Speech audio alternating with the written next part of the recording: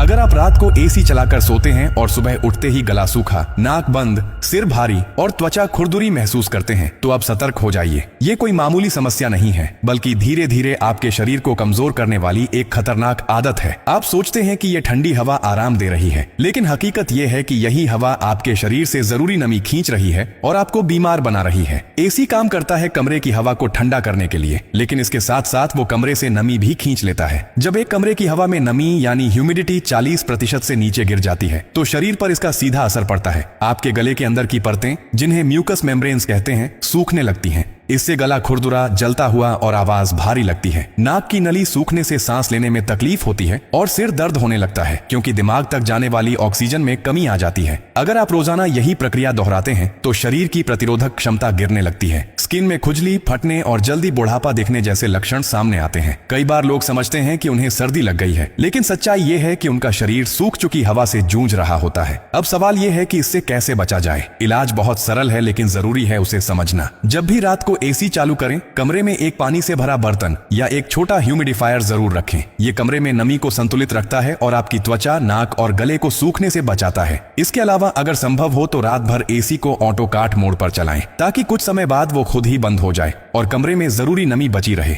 एक और गलती जो बहुत लोग करते हैं, एसी का तापमान बहुत नीचे सेट करना, जैसे 16 या 18 डिग्री पर। ये न केवल बिजली की बर्बादी है, बल्कि शरीर पर तापमान का झटका देता है। सबसे सुरक्षित तापमान होता है 24 से 26 डिग्री, जिसमें शरीर और कमरे का संतुलन बना रहता है। ध्यान रखें, बीमारी एक दिन में नहीं आती, ये आदतों से बनती है। और अगर आपकी आदत हर रात खुद को सूखी हवा में सोने की है, तो आने वाले समय में आपको सांस की बीमारी, एलर्जी और स्किन इन्फेक्शन जैसी समस्याएं झेलनी पड़ सकती हैं। तो अगली बार जब आप एसी चालू करें तो सिर्फ ठंडी हवा को मत सोचिए। सोचिए कि आपकी नींद के साथ साथ आपका स्वास्थ्य भी उसमें दांव पर लगा है। आप मेरी ये वीडियो दुनिया के जिस भी कोने से देख रहे हैं, कमेंट में देश का नाम जरूर लिखें, ताकि अगली वीडियो में मैं आपका दिल से शुक्रिया अदा कर सकूं।